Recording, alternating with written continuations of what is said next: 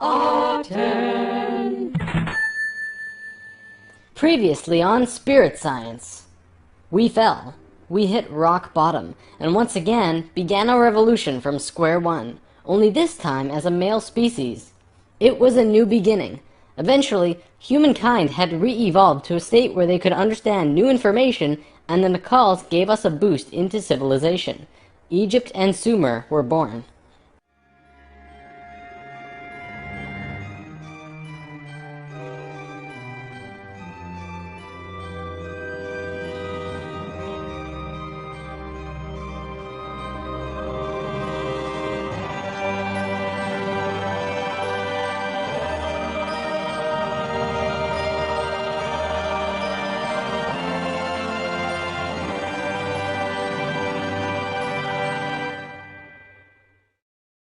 Everything in ancient Egypt was synthetic. They had this entire civilization based around achieving heightened states of consciousness, but they had to do it through tools. Now, we're not going to look at each of these tools individually, but let me give you a brief overview here. This tool was used for transferring vibrations into the body. Along with that were the hook and flail. This little device was a kind of generator to increase vibrations, though there's not too much information available on it. This thing, however, was their most important tool, the Ankh. They saw the Ankh as the secret to eternal life, and they used it not as a physical tool, but as an energetic one. They would use this form and Ankh their sexual energy. Now, this could be a huge topic on its own, like how energy travels up and down the body through a vertical tube between 5 energy channels that counter-rotate as they extend through the body. But basically, sexual energy is an incredibly powerful energy. We definitely abuse it today, but what the Egyptians knew was that when you had an orgasm, a very large amount of energy bursts from your root chakra all the way up your spine to the top of your head, and then it gets released. What the Egyptians would do was when the spiral of energy hit their heart chakra, they would Ankh the energy out of the back of their body and over their head and back into their body, where they would keep the energy and retain a massive energy boost. In other words, if you take a tuning fork and hit it, it will reverberate for a certain amount of time. Then, if you attach an Ankh on top of it and hit it again, it will reverberate at least 3 times longer. The Egyptians were doing this with their bodies. Moving on, when Atlantis was first formed, the Nakals set up something called a mystery school. This is the special type of school where you learn about consciousness, and you learn different aspects of expanding your own consciousness, and eventually getting to a place where you become immortal.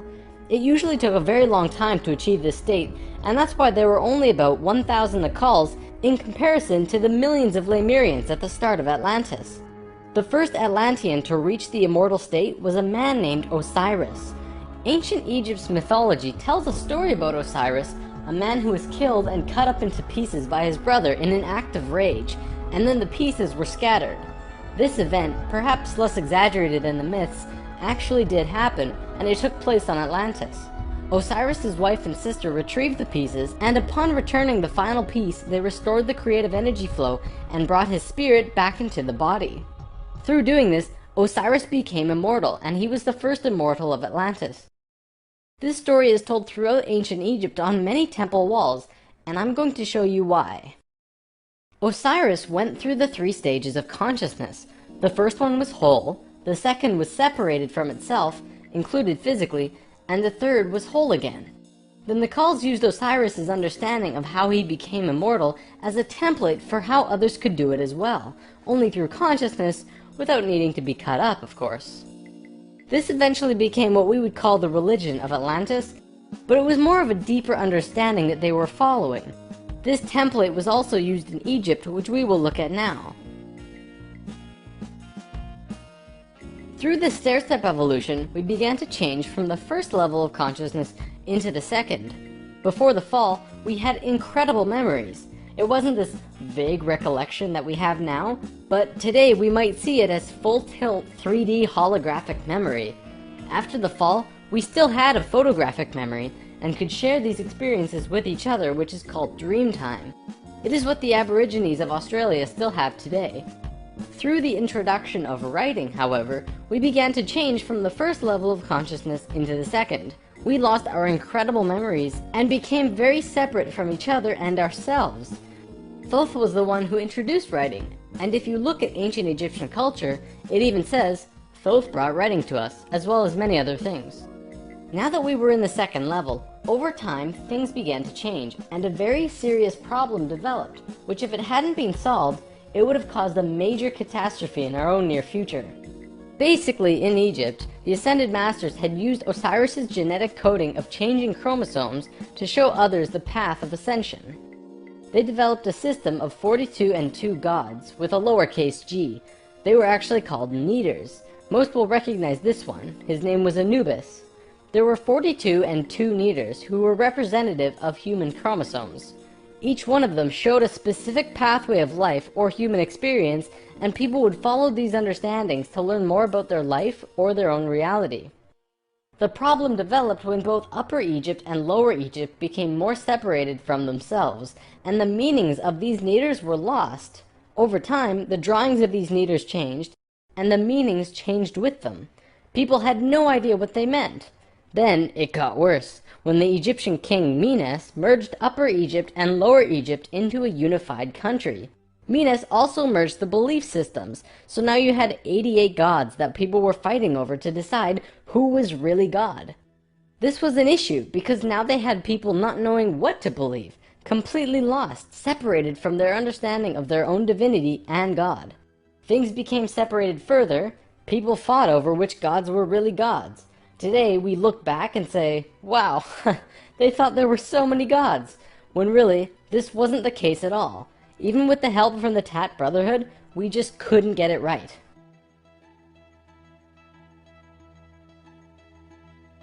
There was one short period of Egyptian culture that most historians don't really understand.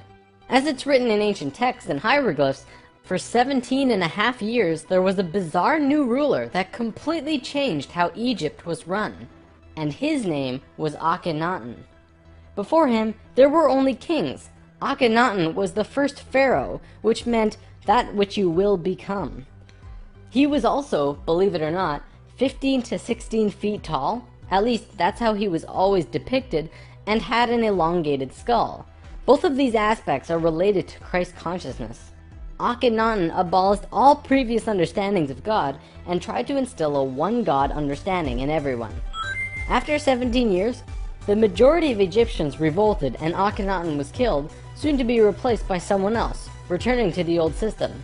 What actually happened?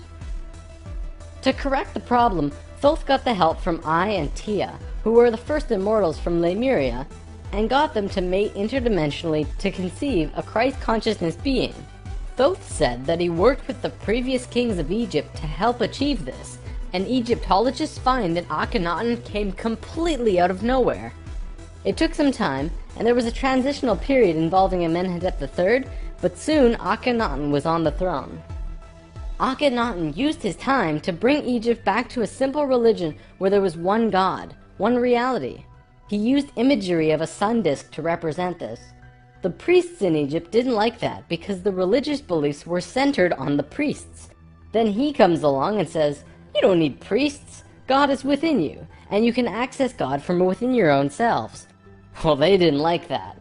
He also pulled the military back and said, don't attack unless someone else attacks first. The military didn't like him either. Plus, the people generally didn't like him because they enjoyed worshipping their many gods.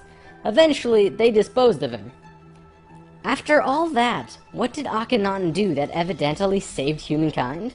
Well, he developed a mystery school, with the intention of showing a small group of humans a way to ascend into the immortal state.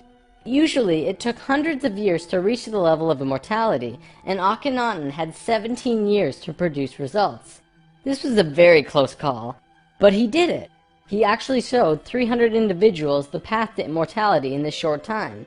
So after the general population disposed of Akhenaten, these 300 immortals would go beyond Egypt.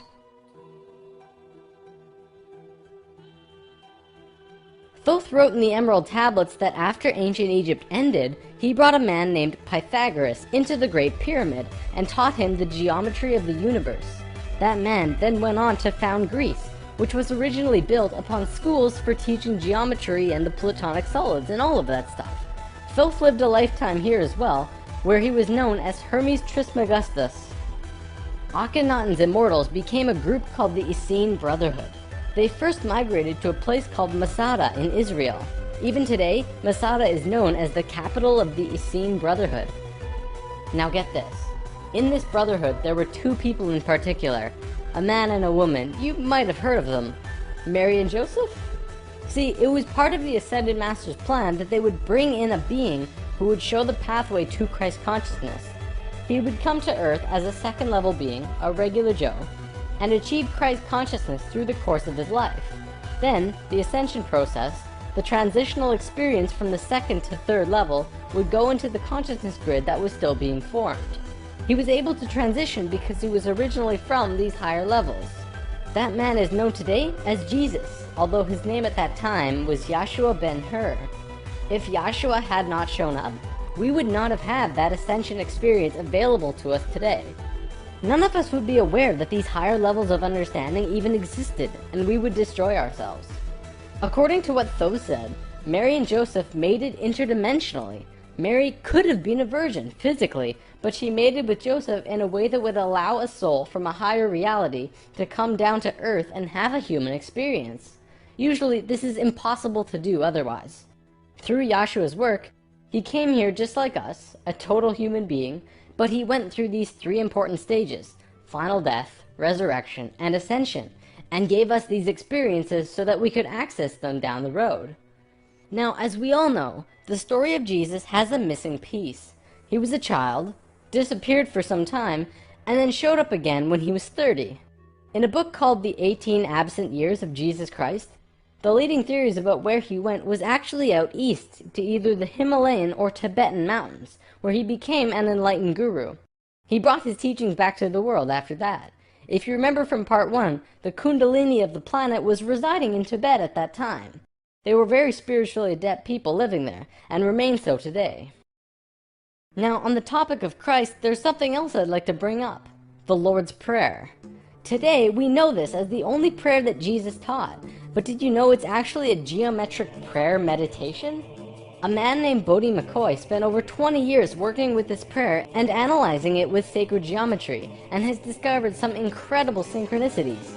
In his book, Live the Promise, he explains how the original prayer, not the extended version mind you, has 7 segments or thoughts, which align perfectly with the 7 chakras as well as the 7 original branches of yoga. Bodhi teaches how to do this prayer meditation, as well as meditations him and his wife have developed based on the Lord's Prayer, called heart dances. It's really quite incredible to see how it all works with the pure geometries of the universe. If you wish to learn more, check out livethepromise.net. If you study Christian religion and Egyptian religion, you'll actually find that they parallel in almost every way except for the Egyptians' understanding of God. Most evidence shows that Christian religion came out of Egyptian religion, and then later they went back and discredited the Egyptians.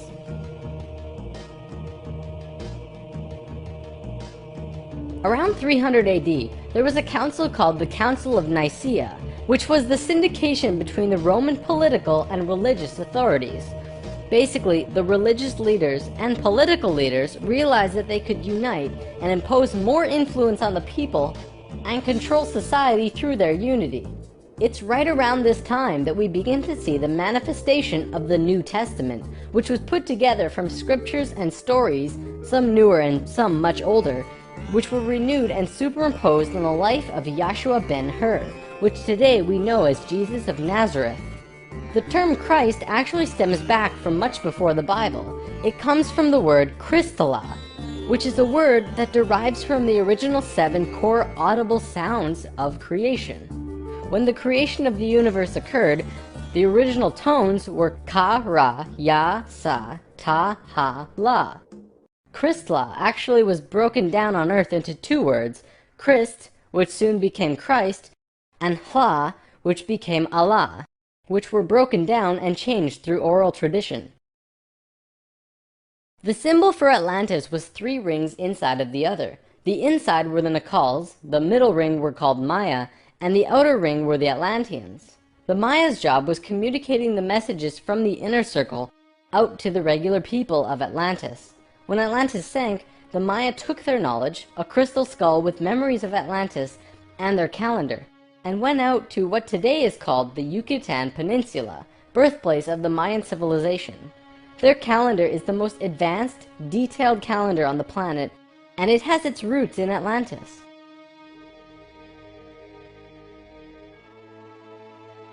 Over the last few hundred years, a group of people have slowly monopolized the entire world into what it is now. Today, there are 13 families that are among the richest families in the world. They have their hands in next to every organization and government and control over 95% of the money. They control our modern world from the very tippy top. Today, we like to call them the Illuminati, except that's not really who they are.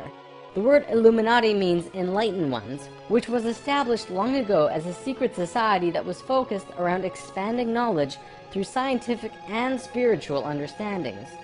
Secret societies were not originally bad, but rather consisted of those who just kind of got it. They understood information that the average person at that time would not accept and demonize. These societies had to be kept a secret because of the control that the church had and refuted against what they wanted to explore. This is where Freemasonry originally comes from. If you do the research on the time periods, what probably happened was that the church, who had the majority of the control at the time, probably infiltrated some of these organizations to make sure that they were not creating plans to expose information and destroy the world order that they had created.